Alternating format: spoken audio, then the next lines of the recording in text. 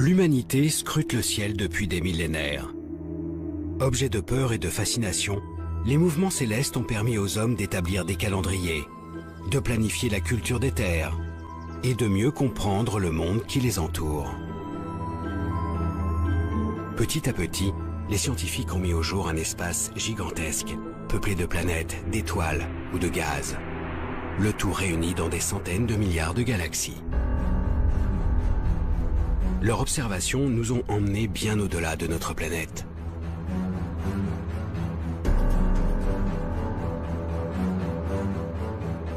Pour dévoiler les secrets de ce nouveau monde, astrophysiciens et techniciens conçoivent des instruments capables de percevoir la moindre lueur, le moindre signal émis dans le ciel. Ils parviennent aujourd'hui à recréer sur Terre les phénomènes extrêmes qui agitent les confins du cosmos.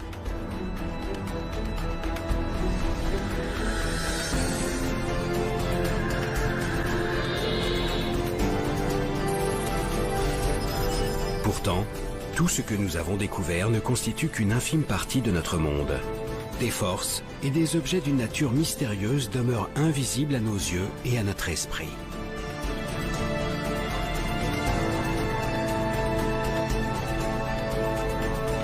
Alors de quoi est réellement constitué notre univers? Quel mouvement l'anime en coulisses? Les scientifiques parviendront-ils à découvrir les lois qui guident son évolution? Partout à travers le globe, des nouveaux explorateurs du ciel partent à la recherche de ce monde encore invisible et tentent de lever le voile sur les secrets les plus intimes de l'univers.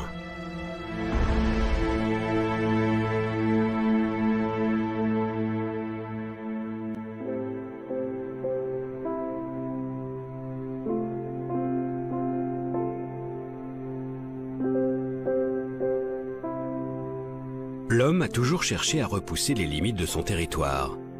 Il a arpenté la planète et exploré ses moindres recoins.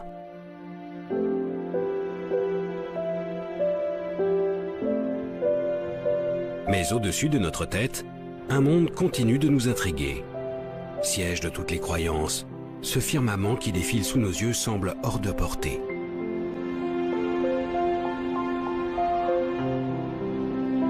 Roland Le Houcq est astrophysicien, un astronome des temps modernes. Outre ses travaux remarquables sur la forme de l'univers, il est aussi passionné par l'histoire des sciences. Au fil du temps, les hommes ont développé des clés pour comprendre ce ciel impalpable et intangible. Elles ont permis de l'analyser et d'aller au-delà de ce qui était perceptible depuis la Terre. L'astronomie et l'astrophysique se sont effectivement construites contre les apparences qui s'imposent à nos sens. Quand on sort et qu'on regarde le ciel la nuit, on voit les étoiles se lever, culminer, se coucher, puis le soleil se lève, culmine, se couche. On a vraiment l'impression que les étoiles et le soleil tournent autour de la Terre. Et donc du coup, ces apparences qui s'imposent à nous, il a fallu les dépasser dans un certain nombre de cas. Si le sol sur lequel ils marchent leur semble plat, les savants de la Grèce antique découvrent pourtant il y a 2500 ans que la planète est ronde. Et alors que toute la voûte céleste semble tourner autour de lui, Nicolas Copernic comprend 2000 ans plus tard que c'est en fait la Terre qui tourne sur elle-même et autour du Soleil. Aujourd'hui, même ce Soleil n'est plus au centre de notre monde. Depuis le début du XXe siècle, nous avons la preuve qu'il fait partie d'un immense regroupement d'étoiles, la Voie lactée. Une galaxie, comme il en existe des centaines de milliards. Toutes ces découvertes ont évidemment bouleversé l'idée que l'on se faisait de la place de l'homme, de l'humanité, et la place de la Terre dans l'univers. Donc les développements de la cosmologie, les développements de l'astrophysique nous ont révélé que finalement nous n'étions qu'un infime, c'est même pas un infime grain de poussière, c'est un rien du tout dans une immensité d'étoiles et d'astres dans l'univers. Dans cet espace que les astronomes ont peu à peu découvert, les dimensions se comptent maintenant en années-lumière. La distance que la lumière parcourt en un an soit près de 10 000 milliards de kilomètres.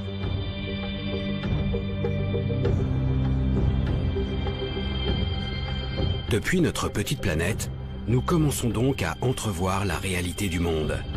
Une immensité qui donne le vertige. Pourtant, plus les scientifiques explorent l'univers, plus ils révèlent sa complexité.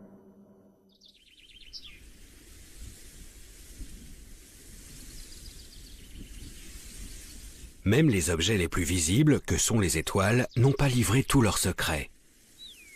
L'une d'elles nous est particulièrement familière, le Soleil. Cet astre illumine notre ciel et nous procure la chaleur indispensable à la vie.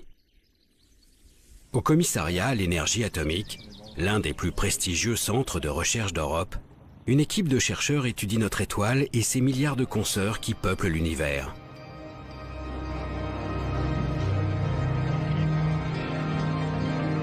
Grâce au réseau de télescopes et d'instruments de mesure disséminés sur Terre et dans l'espace, les scientifiques dissèquent ces astres, scrutent leurs moindres variations lumineuses et sondent les mouvements qui animent leur cœur.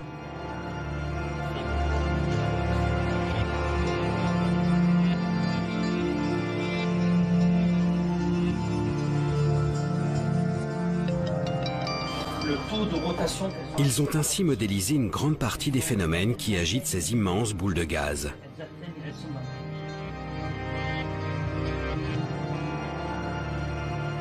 Pourtant, les conditions de leur naissance leur échappent toujours. Pour élucider ce mystère, l'Agence spatiale européenne lance en 2009 le plus grand télescope jamais envoyé dans l'espace, le satellite Herschel. À son bord, un miroir de 3,50 m et une batterie d'instruments de précision refroidis à moins 270 degrés en permanence.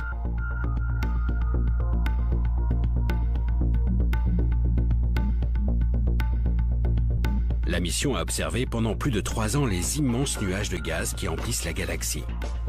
Ces nuages, dits moléculaires, s'étalent sur des milliards de kilomètres.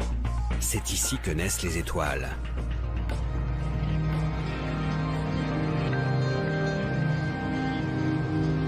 Coordinatrice d'un des programmes d'observation du télescope, Frédérique Mott travaille aussi au commissariat à l'énergie atomique. La grosse différence, c'est que là, on avait cartographié pour vraiment être proche de la main. Aujourd'hui, elle analyse les précieuses données fournies par le satellite. Herschel a permis de faire des grandes cartes de milieu moléculaire avec une très fine résolution, donc permettant d'observer à la fois la structure du nuage et les petits grumeaux de nuages qui vont former après les étoiles. C'est en fait la possibilité d'observer de manière simultanée ce qu'on appelle des proto-étoiles et la structure du nuage qui nous apporte énormément dans notre compréhension de la formation d'étoiles. Ça suffit déjà. Avec cadré, je vois. Super bulle ici. Grâce aux clichés pris par Herschel, les chercheurs ont ainsi été les témoins de l'apparition d'étoiles. Sous l'action de leur propre masse, ces grands nuages de gaz s'organisent en filaments et forment petit à petit des bulles de matière. Ces grumeaux finissent par s'effondrer sur eux-mêmes et créent de véritables brasiers de gaz. Ces points lumineux apparaissent clairement sur les images du télescope.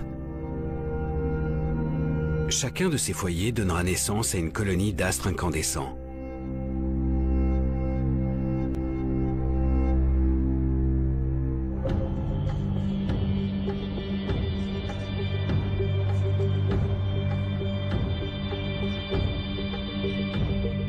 C'est ainsi que se forment les étoiles de petite taille.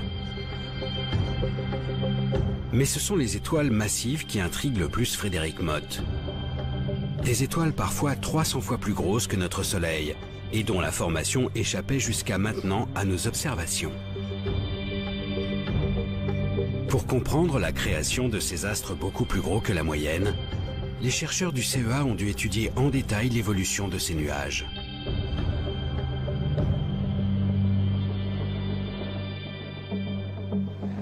Notre résultat intéressant d'Herschel a été de s'apercevoir qu'il existait certaines zones qui étaient souvent le centre des nuages moléculaires massifs, où on avait un enchevêtrement tel de filaments qu'on avait une convergence de matière à ces points-là, ce qui permettait de former non plus une petite collection d'objets de faible masse, d'étoiles de type solaire, mais plutôt une étoile très très massive, voire même plusieurs étoiles massives, et donc une population vraiment différente de ce que l'on connaissait jusque-là.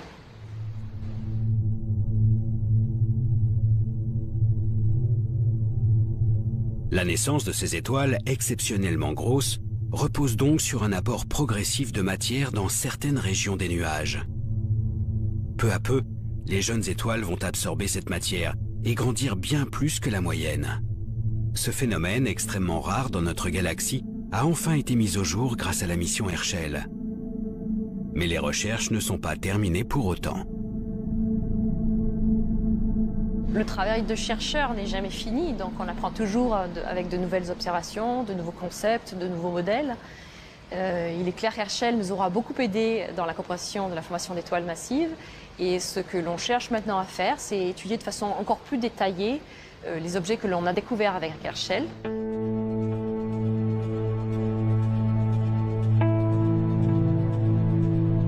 Les étoiles massives continuent de passionner la communauté scientifique.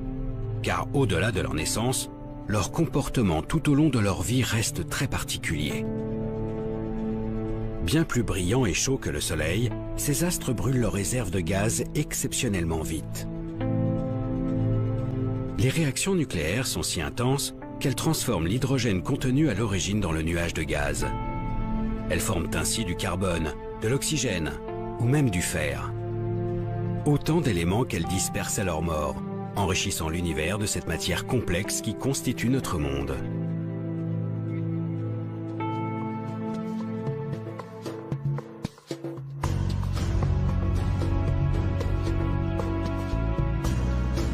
Gaz, métaux et molécules en tout genre, les astrophysiciens commencent à entrevoir d'où viennent les éléments qui nous entourent.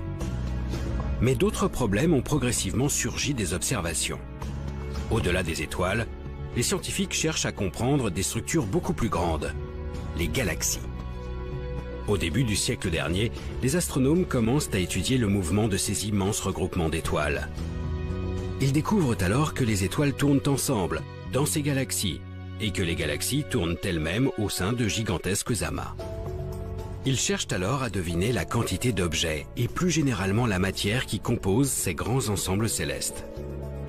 La lumière émise reste leur principale information distinguable depuis la Terre.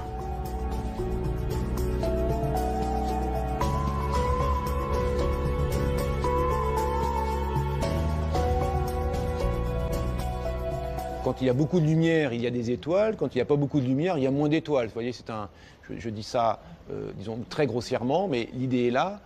Là où il y a de la lumière, il y a de la masse, et l'on est capable de déduire combien il y a de masse derrière telle quantité de lumière.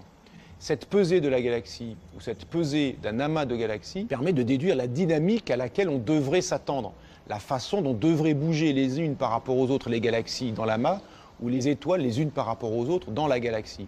Et l'on constate que la dynamique déduite de la pesée ne correspond pas à la dynamique mesurée directement par observation spectroscopique.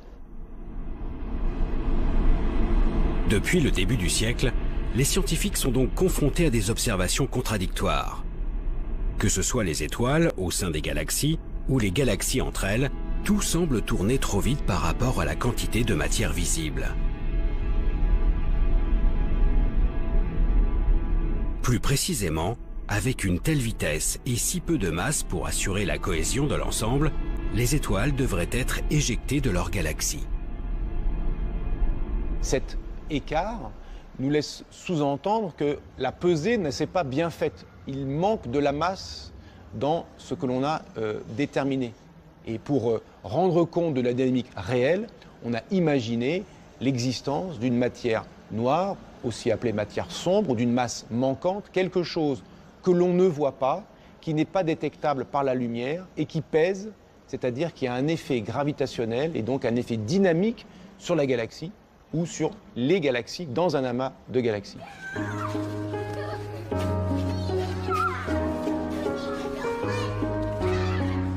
Malgré un siècle de vérification, les étoiles continuent de tourner trop vite. Tout se passe comme si une partie de la masse de l'univers était cachée. Une masse contenue dans une matière invisible et qui baignerait notre monde. Une matière différente de celle que nous connaissons.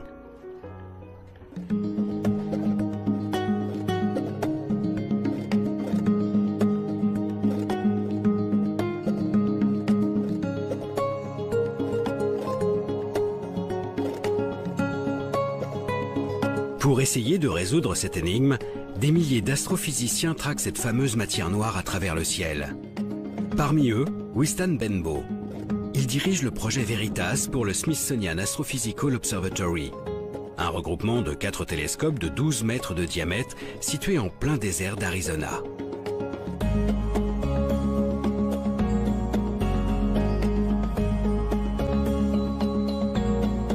L'air y est suffisamment sec et la nuit suffisamment noire pour permettre les meilleures observations. Ici, l'astrophysicien s'est donc lancé à la recherche de l'inconnu.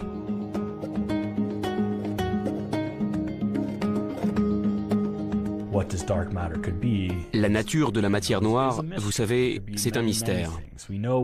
Ça peut être beaucoup de choses. Nous savons simplement que ce n'est pas de la matière visible. Et nous savons aussi où elle devrait se trouver, grâce à la manière dont elle interagit avec les choses. Cette matière invisible retient les étoiles et les galaxies entre elles grâce à sa force de gravité. Cette force dépend de sa masse. En étudiant ces phénomènes d'attraction, les scientifiques ont estimé que cette matière inconnue devrait représenter plus de 80% de toute la masse de l'univers. En plus d'être omniprésente, la matière noire devrait donc être composée d'éléments extrêmement lourds. Or, selon les connaissances actuelles, des objets aussi massifs devraient en théorie émettre un signal lumineux spécifique, des rayons gamma. Ce sont ces rayons gamma que Wistan Benbow et ses collègues traquent sans relâche.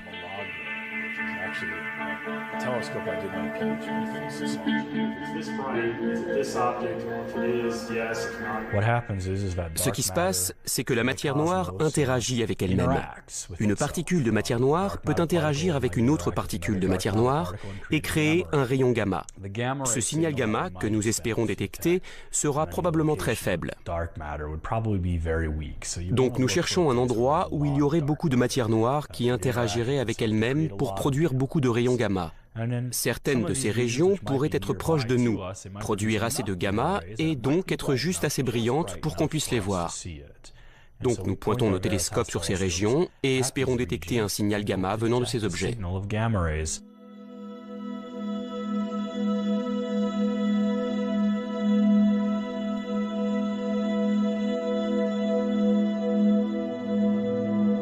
Wistan Benbow suit donc avec une attention toute particulière le centre de notre Voie lactée ainsi que nos galaxies satellites.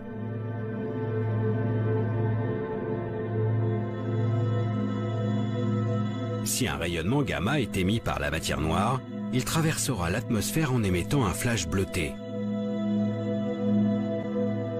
Un signal qui sera ensuite passé au crible par les miroirs géants de Veritas et leurs caméras ultra rapides.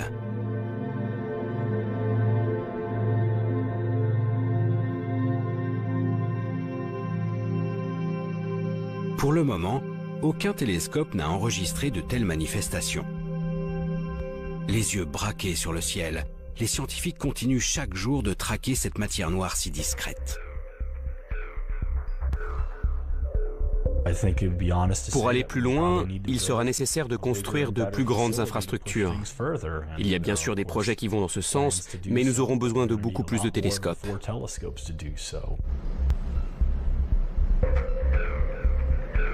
Afin de donner un nouveau souffle à cette quête, les scientifiques envisagent un réseau d'une centaine de télescopes, allant de 6 à 23 mètres de diamètre.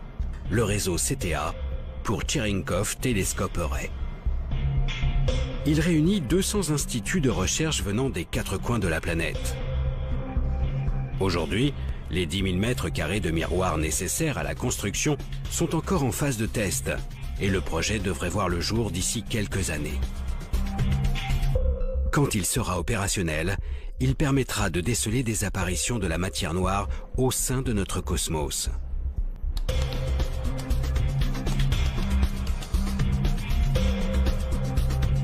Pour l'instant, cette absence totale de détection a de quoi perturber la communauté scientifique. Comment les chercheurs peuvent-ils passer à côté de 80% de toute la matière de notre monde ?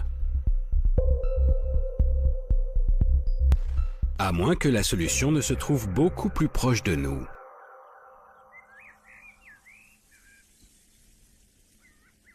Si cette matière exotique emplit tout l'univers, et en particulier notre galaxie. Nous devrions forcément pouvoir en trouver sur Terre. C'est le pari qu'a fait une équipe de chercheurs réunis au laboratoire souterrain de Modane. À 2 pas de la frontière italienne, enfouie sous le mont Fréjus, ces scientifiques ont mis au point une expérience audacieuse, baptisée Edelweiss.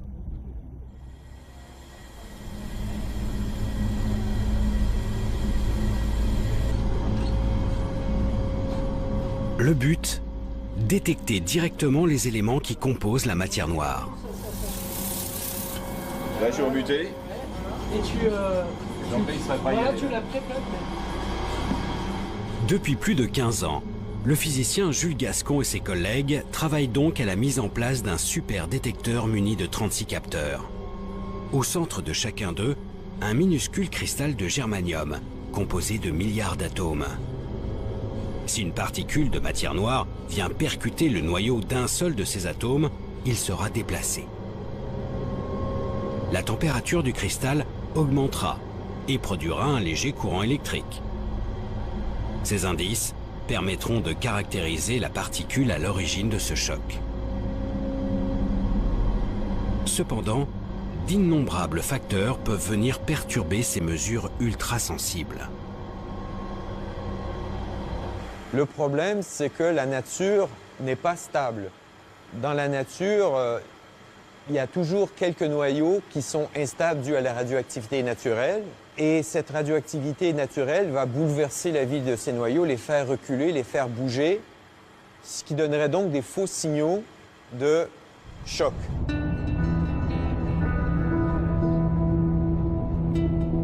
Cette radioactivité que l'on observe en permanence sur Terre vient en grande partie de l'espace. Un rayonnement qui traverse l'atmosphère et perturbe toute la matière sur son passage.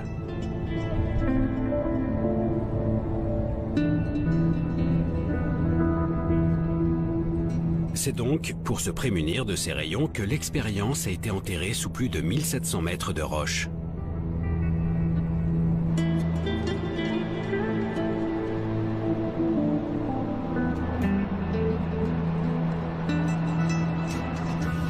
Mais pour avoir le calme absolu au sein des détecteurs, les physiciens ont dû aller encore plus loin.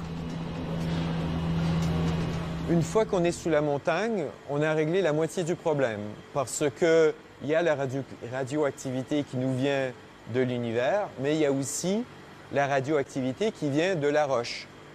Bien que cet endroit soit tout à fait ordinaire, c'est un taux de radioactivité naturelle qui est au-delà de ce qui est acceptable pour détecter les très rares signaux qu'on recherche. Et donc, on a un système de poupées russes, de différents assemblages d'écrans qui nous protègent de la radioactivité ambiante, de la radioactivité de la roche qui nous entoure, du béton qui nous entoure, des personnes qui nous entourent. Sous la montagne, les 36 détecteurs sont donc mis à l'abri derrière des écrans de polyéthylène et placés sous une épaisse cloche de plomb. Ici, seules des particules de matière noire peuvent les atteindre. Mais un dernier détail reste à régler, la température.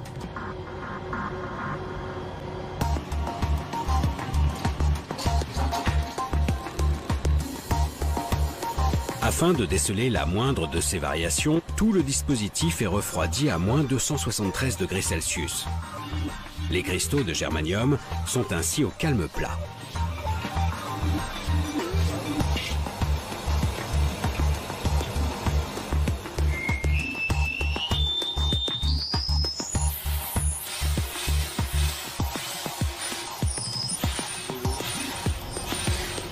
Mais tout le restant du rhum, c'est bon. Depuis quelques mois, tout est en place. La prise de données a commencé. Chaque jour, Jules Gascon surveille de près le comportement de ses capteurs. Par contre, il n'y aura plus notre mascotte. Il faut que la réponse du détecteur soit parfaite, c'est-à-dire que pendant plusieurs années, en regardant 1 kilo de matière, donc l'équivalent d'un milliard de millions d'atomes, il n'y en a pas un seul qui doit bouger sans raison valable. Tu vois, il t'explique mon transfert pur. Il ne reste plus qu'à attendre qu'une particule de matière noire passe dans les filets d'Edelweiss. Selon les calculs des chercheurs, un tel événement ne pourrait se produire qu'une fois par an, dans le meilleur des cas. C'est une recherche de l'inconnu. C'est ce qui fait son charme de cette particule. C'est très intéressant de s'attaquer à ce qu'on ne connaît pas, mais le désavantage, c'est qu'on ne peut pas garantir que ça va marcher le lendemain ou dans une semaine ou dans un an. Dans l'espace ou sur notre planète, la matière noire n'a pas encore révélé son vrai visage. Les scientifiques ignorent toujours de quoi sont faits plus des 3/4 de la matière de l'univers. Un problème de taille dans notre compréhension du monde. Ce n'est pas une perturbation, ce n'est pas un petit supplément, c'est vraiment une quantité appréciable de matière de nature encore inconnue qu'il faut ajouter pour rendre compte de certains aspects dynamiques de notre univers. Et donc, évidemment, la découverte de cette matière sombre serait une découverte majeure dans la physique, notre matière ordinaire n'étant finalement que l'écume de l'ensemble de la matière de l'univers, ne représentant qu'une petite partie de l'ensemble de la matière de l'univers. Sans cette matière inconnue, l'univers ne tourne pas rond. Le mouvement des étoiles et des galaxies reste inexpliqué. Pourtant, la matière n'est pas l'unique clé de voûte de notre univers. En dehors de son contenu, des forces colossales animent le cosmos, à commencer par la gravitation, cette force qui nous attire vers la Terre. De manière plus générale, la gravité a structuré notre système solaire, notre galaxie et ses centaines de milliards de consoeurs. Les scientifiques estimaient donc qu'il s'agissait de la force dominante de l'univers. Mais une découverte changea la donne. Dans les années 30, les astronomes remarquent pour la première fois que toutes les galaxies distinguables semblent s'éloigner de nous.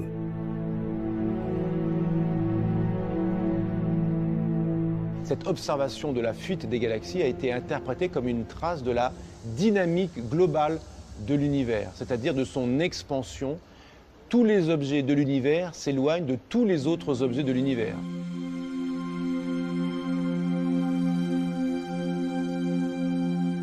L'espace grossit donc au fil du temps, et toutes les distances augmentent. Visiblement, l'attraction qu'exerce la force de gravité peine à retenir les structures du cosmos entre elles. Mais ce n'était que le premier coup porté à la gravitation. En 1990, on s'est rendu compte que cette expansion était accélérée. C'est-à-dire que non seulement les galaxies s'éloignent les unes des autres, mais elles s'éloignent de plus en plus vite les unes des autres. Si l'on imagine que l'univers est rempli uniquement de matière ordinaire ou de matière noire, la gravité de cette matière aura tendance plutôt à ralentir l'expansion, et découvrir que l'expansion est en fait accélérée montre que quelque chose joue contre la gravité des acteurs habituellement imaginés comme présents dans l'univers. Cette découverte d'une expansion de l'univers sans cesse accélérée remet en cause la vision que les astrophysiciens ont de l'univers. Alors que la gravité semblait tout structurer, une force vient maintenant lutter contre elle. Un nouveau mystère pour les chercheurs qui y voient alors l'œuvre d'une énergie encore indétectable. Une énergie sombre, appelée aussi énergie du vide ou énergie noire. Cette énergie laisse les scientifiques encore plus perplexes que la matière noire. S'agit-il simplement d'une propriété de notre monde qui s'agrandit sans cesse sans raison ? Ou s'agit-il plutôt d'une substance qui baigne le cosmos et repousse ses limites? Les chercheurs n'en ont aucune idée. Pour le moment, ils se contentent de traquer son influence jusqu'aux zones les plus reculées de l'univers. François Boucher est cosmologue à l'Institut d'astrophysique de Paris. Il s'intéresse aux lois qui régissent l'espace à grande échelle en travaillant sur un objet bien particulier, la première lueur émise par l'univers. C'est la lumière qui nous vient du fond du ciel. Cette lumière, on regarde à une distance telle qu'il a fallu 13,8 milliards d'années à cette lumière pour nous parvenir. Et donc on est en train de regarder quelque chose qui est tellement loin que quand cette lumière a été émise, l'univers était dans un état très primitif. L'observation des lumières les plus lointaines permettent aux scientifiques de remonter le temps. Typiquement, ce rayonnement du fond du ciel leur envoie une image de l'univers tel qu'il était il y a près de 14 milliards d'années. On a cherché, et puis pendant longtemps, on ne les a pas trouvés. Alors c'était compliqué, et puis finalement, on est arrivé au niveau où la technologie a été suffisamment mûre pour qu'on soit capable de les mesurer. Depuis 1989, 3 satellites se sont succédés pour étudier en détail cette lumière. Le dernier a été lancé en 2009 par l'Agence spatiale européenne, la mission Planck.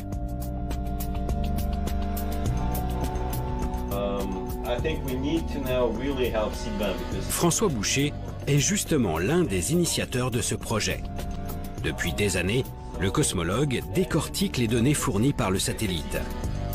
Ces images ont révélé avec une précision inégalée les différences de température dans cette lumière du fond du ciel. Seulement quelques millièmes de degrés pour les plus grands écarts. Des petites variations qui reflètent le contenu de l'univers à ses premiers instants. C'est comme l'empreinte des conditions à cette époque. L'empreinte au sens littéral, c'est-à-dire quand vous avez l'empreinte d'un animal disparu dans la boue, ça vous permet de reconstituer beaucoup de choses comme son poids et peut-être même d'envisager la manière dont il se déplaçait.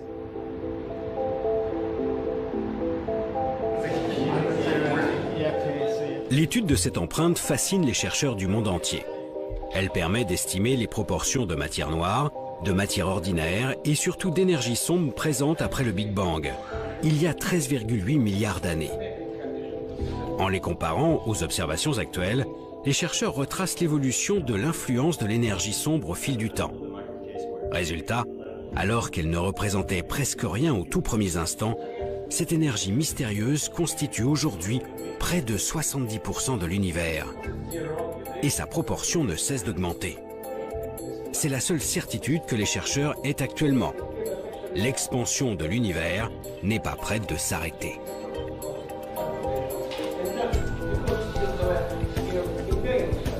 Si vous imaginez une enquête, on a juste vu une ombre. Bon ben voilà, l'enquête elle en est au tout début. Et voilà, on a quelque chose qu'on a appelé l'énergie sombre, dont on a la quantité et le comportement global, mais le reste c'est de l'histoire à écrire.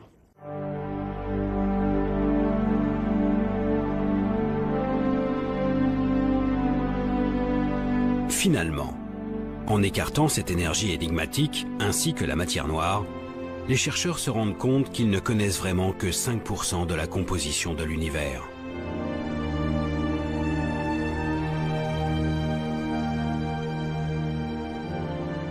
L'étude du jeune univers nous apporte donc de précieuses informations sur la nature de notre monde.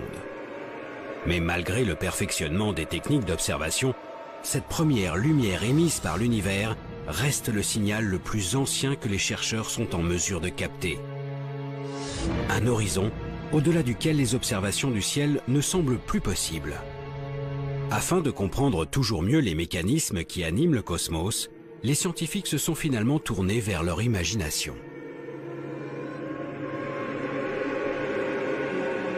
Le fait que l'univers soit en expansion permet de tirer une conséquence immédiate. En remontant le film de l'expansion, on s'est dit que dans le passé, lointain éventuellement, l'univers était plus dense et plus chaud qu'il n'est actuellement. Selon leurs calculs, les astrophysiciens estiment qu'à ses débuts, l'univers devait atteindre des températures 100 000 fois plus élevées que celles qui règnent au centre du Soleil. Des milliards de degrés. Pour comprendre les premiers instants de l'univers, il suffirait alors d'étudier le comportement de la matière à ces températures directement sur Terre.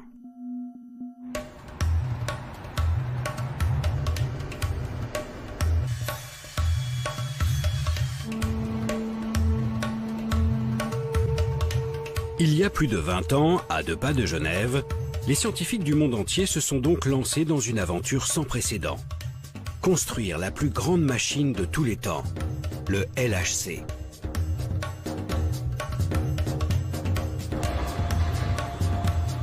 Un anneau de 27 km, enterré à 100 mètres de profondeur sous la frontière franco-suisse. Le tout est jalonné de cavités mesurant des dizaines de mètres et qui accueillent les détecteurs les plus gros de la planète.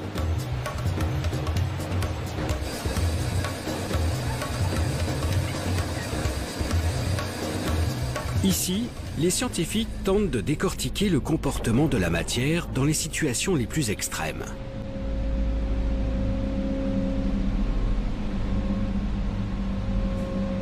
Depuis 2004, la chercheuse Gaëlle Boudoul travaille au sein de cette collaboration, réunissant des milliers de chercheurs et des dizaines de nationalités.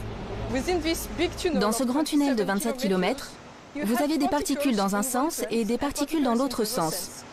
Un peu comme une autoroute, où vous avez des voitures de chaque côté. Et à certains endroits, on les fait se percuter.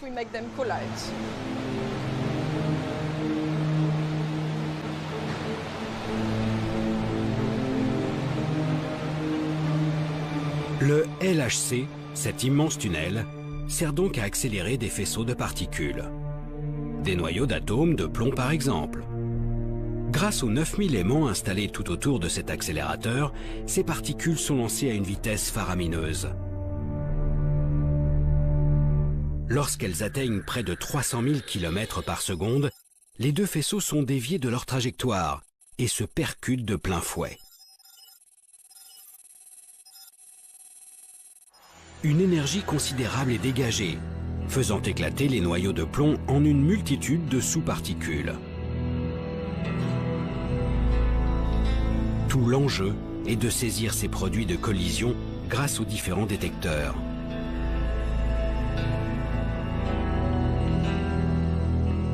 Gaëlle Boudoul s'occupe plus précisément de l'un d'eux, le CMS. Un géant de 12 500 tonnes mesurant 21 mètres de long, 15 mètres de haut et autant de large. Avec ses collègues, elle a conçu une partie des systèmes de détection qui englobent ces chocs de particules.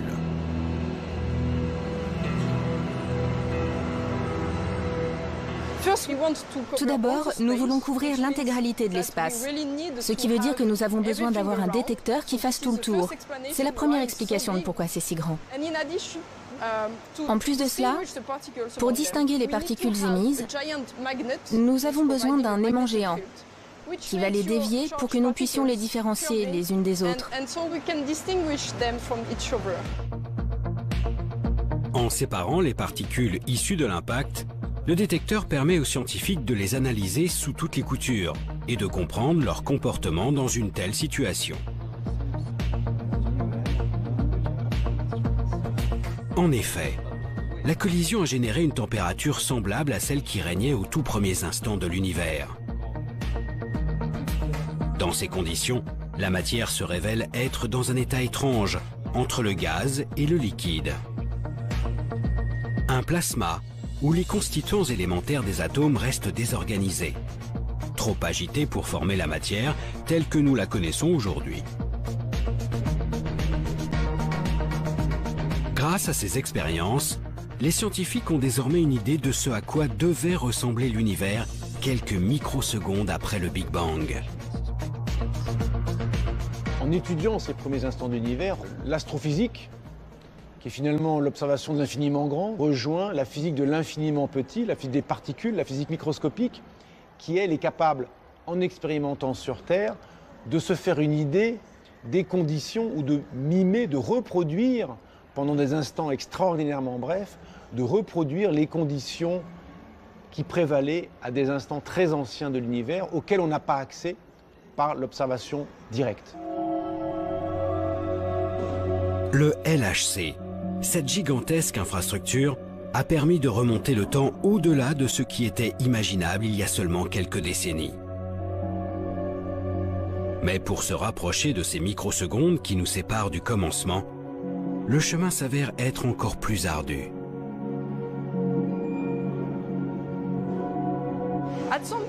À partir d'un certain point, nos lois physiques ne sont plus valables. Nous pouvons toujours imaginer ce qu'il se passe. Il y a de nombreuses théories qui essayent de comprendre cela. La seule chose, c'est qu'on ne peut pas tester ces théories, parce que nous n'avons aucune expérience pour comprendre ce qu'on pourrait appeler le premier instant. Mais si vous revenez dans 20 ans, peut-être que nous aurons une meilleure idée.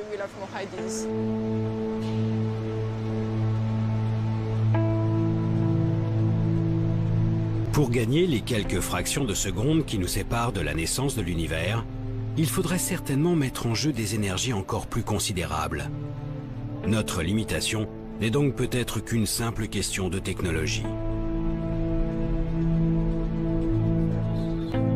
Sous terre ou dans l'espace, les instruments d'observation ont permis d'accumuler une quantité incroyable d'informations sur le contenu de notre univers. À la lumière de toutes ces découvertes, les scientifiques tentent d'établir des modèles cosmologiques, des grandes lois pour décrire comment ces milliards d'objets interagissent entre eux.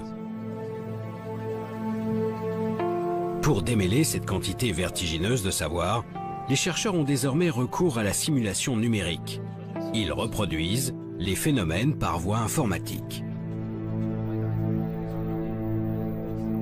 Si vous voulez étudier le mouvement de plusieurs milliards d'étoiles dans une galaxie, impossible de faire ça évidemment à la main. La simulation numérique permet donc de traiter de la dynamique d'une galaxie, ou d'une dynamique de galaxie dans un amas de galaxies, ou même de la dynamique d'une portion d'univers, et de la traiter dans un grand détail, de sorte que l'on puisse, en jouant sur les paramètres, essayer de mimer, de reproduire ce que l'on observe.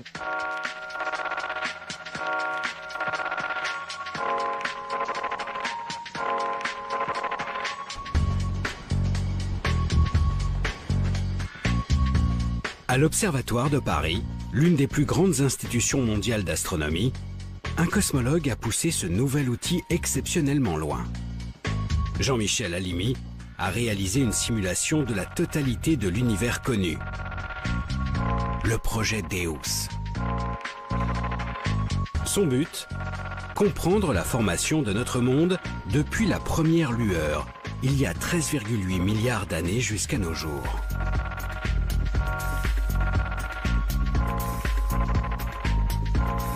Le projet Deus s'intéressait au départ à la structuration de l'univers, à savoir donc à expliquer comment la matière s'effondre au cours du temps pour permettre une concentration de matière suffisante là où vont aller se former les galaxies, à l'intérieur desquelles se formeront les étoiles, les planètes, etc.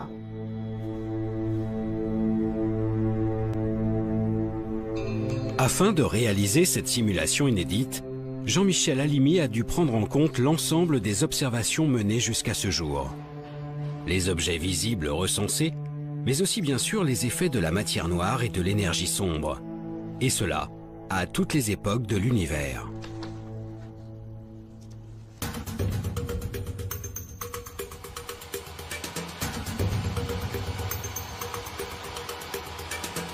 Pour traiter un tel nombre de données, le scientifique s'est tourné vers un des plus gros ordinateurs de la planète, le supercalculateur Curie.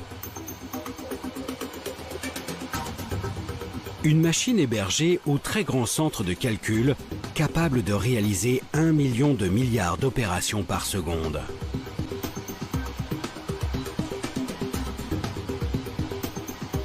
Le projet a nécessité 30 millions d'heures de calcul, répartis sur les 80 000 processeurs de cet ordinateur hors norme. Utiliser une machine comme l'ordinateur Curie dans sa totalité, c'est quelque chose qui n'avait jamais été fait, spécialement en poussant tous les aspects de la machine à leurs limites. Les moyens de calcul, les moyens de communication entre les différents éléments de l'ordinateur, la gestion d'une quantité phénoménale de données. À ce niveau, les choses n'avaient jamais été tentées. Les résultats obtenus fournissent une vue de l'univers à grande échelle inexistante jusqu'à ce jour. La matière s'agence au fil du temps pour former de longs filaments qui créent petit à petit des galaxies et des amas de galaxies. Entre ces filaments, de grands vides apparaissent. L'univers, très homogène à ses débuts, se structure peu à peu. Grâce Grâce aux possibilités que lui offre la simulation numérique, Jean-Michel Halimi peut tester différents scénarios de formation de notre monde. Qu'est-ce que signifie un univers structuré? C'est un univers où la matière s'est effondrée et suffisamment condensée pour créer des lieux de formation des galaxies. Premier indice caractérisant cette structuration, c'est par exemple le nombre d'objets formés dans le scénario en question. On va en former plus ou moins et de masses différentes, de concentrations de matière différentes. Certains vont former des objets de petite masse, d'autres de plus grande masse, etc. Une autre façon de caractériser cette structuration, c'est de voir comment ces objets sont répartis dans l'espace. On est capable de relier leur propriété de distribution spatiale au déroulement de l'expansion de l'univers tout au long de l'histoire de l'univers. D'une simulation à l'autre, le cosmologue fait varier des paramètres, comme la quantité de matière noire ou l'influence de l'énergie sombre.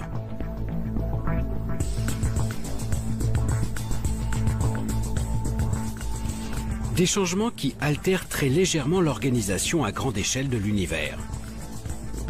L'idée est alors de repérer les infimes variations entre les simulations. Des galaxies qui fusionnent plus ou moins vite, des vides de matière plus ou moins grands, ou encore des amas exceptionnellement gros. Les scientifiques pointent ainsi les nuances entre les modèles d'univers imaginés.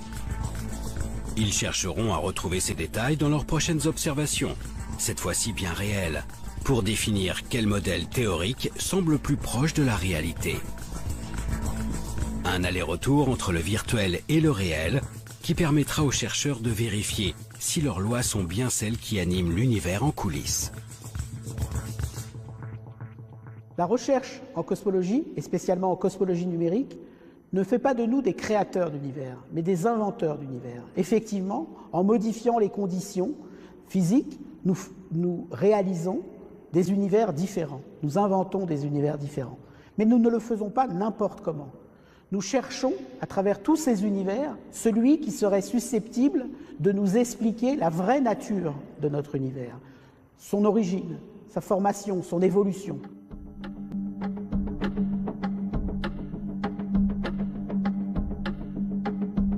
Comprendre la vraie nature de l'univers. Depuis plus d'un siècle, les astrophysiciens et les cosmologues de toute la planète ont découvert ce monde gigantesque. En l'observant, en tentant de l'expliquer, ils se sont donné les outils pour apprivoiser ces échelles de temps et d'espace incommensurables. Ce que l'on peut finalement trouver assez extraordinaire dans la cosmologie, dans l'astrophysique, dans ces disciplines qui étudient l'univers dans son ensemble, c'est que finalement on est capable de mettre l'ensemble de l'univers dans une boîte, notre cerveau, de le décrire, de le comprendre dans une certaine mesure, et ça ne lasse pas de surprendre.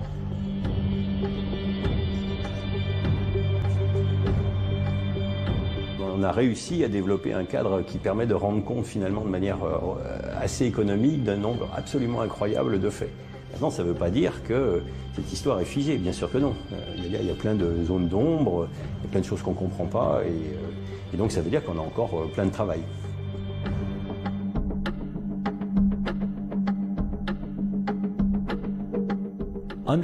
Comprendre ce qu'est la matière noire est un des plus grands enjeux du XXIe siècle, en astrophysique et en physique en général.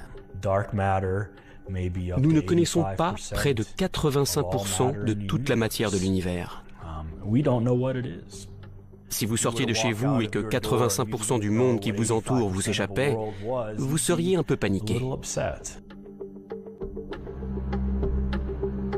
C'est une partie de la physique où on s'attaque à des questions, à des phénomènes rares, à des nouvelles observations. C'est un travail de patience et parfois aussi de chance.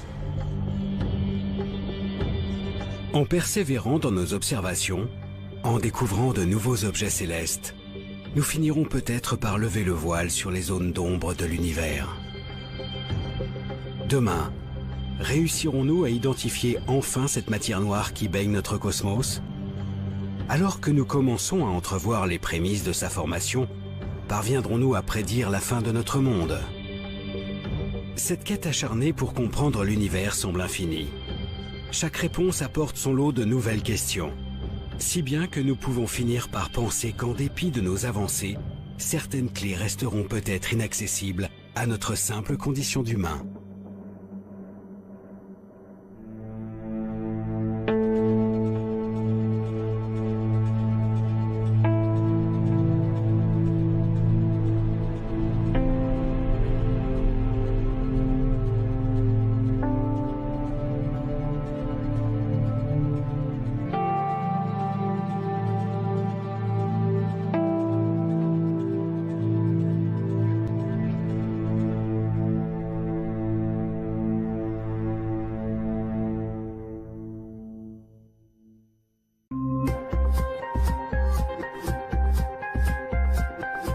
Contrairement